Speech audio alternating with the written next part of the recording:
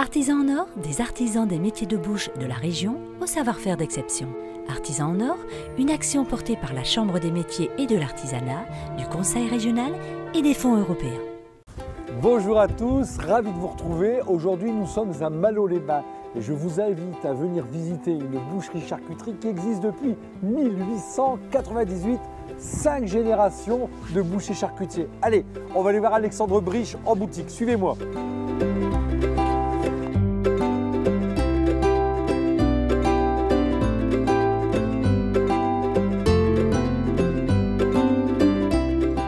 Bonjour Alexandre. Bonjour. Merci de me recevoir ici à Malo. De rien, c'est un plaisir. Alors, vous êtes boucher depuis combien de temps? Je suis installé depuis 2012. Ça fait 5 ans ce mois-ci que je suis installé. Alors une très vieille boucherie ici.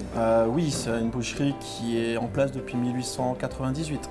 Pourquoi êtes-vous artisan en or? J'aime travailler les produits de qualité, donc voilà. Pour moi, ça coulait de source de partir artisan en or. Qu'est-ce que vous appelez des bons produits? Travailler que des bons fournisseurs qui nous donnent vraiment des viandes de qualité. Bien choisir? Ah, bien choisir, oui. Comme l'agneau, je travaille uniquement les agneaux DOPI.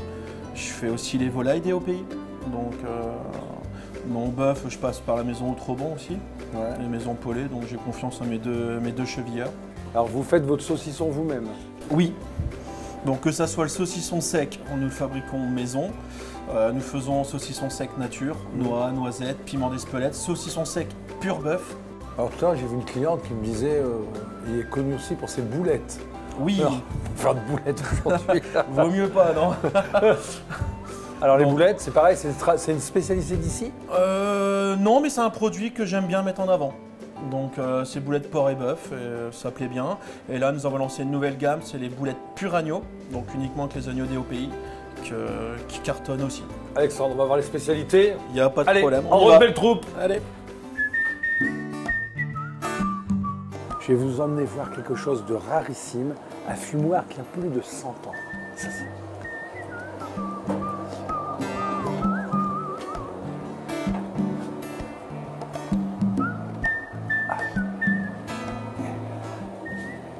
ça, c'est du saucisson à l'ail fumé maison.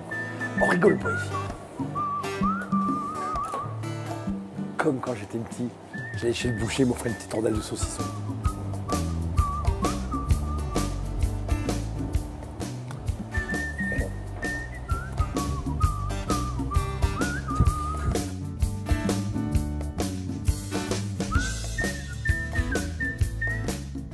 Ah, ça, c'est les fameuses boulettes d'Alex. Hein.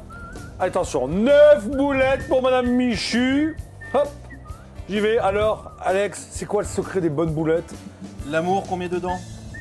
L'amour, d'accord. Mais alors, pas d'oignons déshydratés? Ah, pas du tout. C'est des oignons frais, du persil frais, de l'ail, du sel. Et alors, la viande, un mélange? Mélange porc et bœuf. Qu'est-ce qui fait justement ce moelleux? La gorge de porc.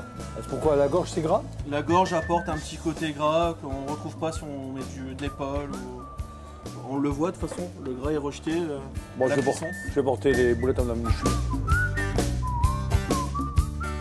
Alexandre m'a demandé de sortir les boulettes d'agneau quand elles sont cuites. C'est cuit.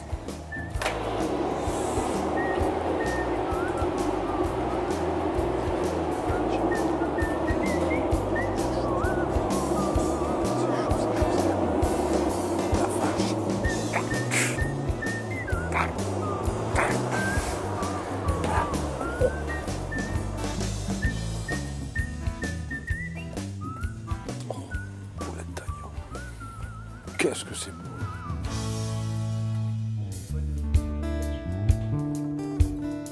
Alors Alexandre, ici, c'est du vrai jambon. Du vrai jambon maison, fait avec des vrais cochons.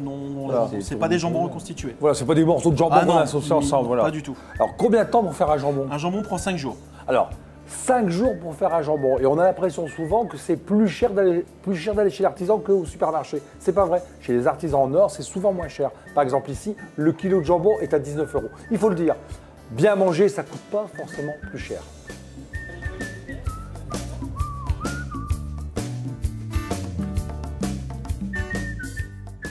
Merci bien, là, au revoir tout le monde. Là maintenant, j'ai été engagé par Alex et je m'en vais faire le saucisson. Salut! Allez les gars! Artisans en or, des artisans des métiers de bouche de la région au savoir-faire d'exception.